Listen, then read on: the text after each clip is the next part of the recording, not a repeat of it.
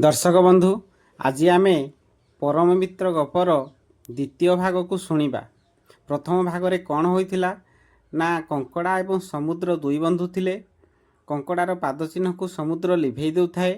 कंकड़ा जेतेबेले निजर राण पकाइला तापरे समुद्र कंकड़ार पाद चिन्ह को आउ लिभाइला नहीं। फल जड़े धीवर आसी कंकड़ार पाद चिन्ह चिन्ही धीरे धीरे कंकड़ार सपरिवार को संपूर्ण ध्वंस करदेला, धरी नेला, जहाँफल कंकड़ार सपरिवार नष्ट हो गले। वर्तमान कंकड़ार सपरिवार जमपुर रे जाई पहुँचिले। कंकड़ा जमराजा को साक्षात कला। जमराजा पचारिले, कुह तुमर शेष इच्छा कौन अछि?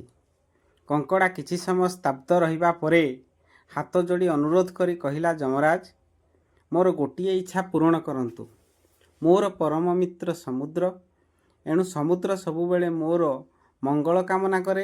एक कथा को मु बुझी पारिली नाही एवं या परे मते पुनश्च आपण एक मत्स्य रूपरे जीवदान करंतु एवं मु सबुबेले चाहे मोर परम मित्र समुद्र सहित हस खुशी रे सबुबेले खेलुथिबी। यह सुनी जमराजा तथास्तु कही चलीगले। यापरे कंकड़ार मन बहुत खुशी हो गला। वर्तमान समुद्र एवं माछ एकाठी हो गले। सेमानक मध्यरे पुणी घनिष्ठ संपर्क गढ़ी उठिला। कंकड़ा करिथिबा पूर्वजन्मर भूल पाई मत्स्य रूपरे समुद्र को क्षमा प्रार्थना कला एवं कहिला, बंधु तुमर उपकार को मु बुझी पारि नथिली। एबे तुमर कौनसी कथा को मु अवमानना करिबी नाही।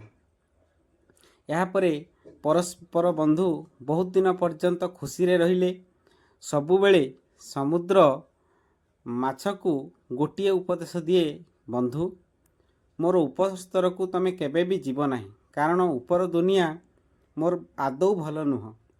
एठारे भल मनीष रहंती नाही। सबुबेले तुम पाई उपरे विपद अछि, एणु ऊपर को तुमे केबे भी जीव नाही। यह बारंबार शुणी माछ मनरे एक प्रश्न उंकी मारिला।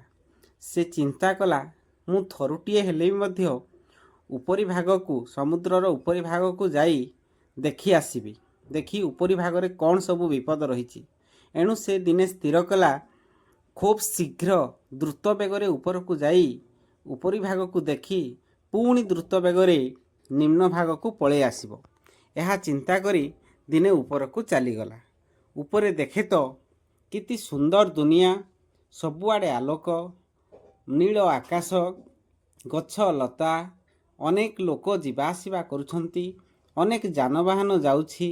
ए सबु देखी से बहुत खुशी हो गला।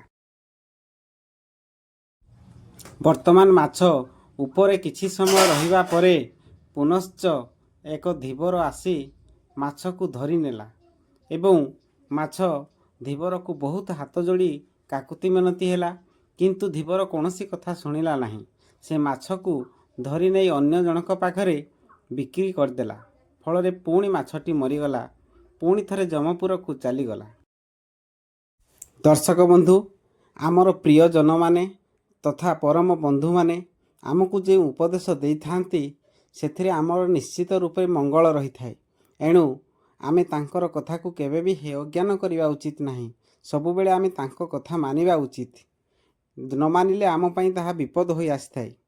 आया परे आमे परम मित्र गल्पर तृतीय भाग को आलोचना करिबा। जदि वीडियो भलो लागु थाए ताहेले चैनल को सब्सक्राइब करिबा सहित वीडियो को लाइक एवं शेयर करिवे। कमेंट करिबा को भूलिबे नाही। रहूछि नमस्ते।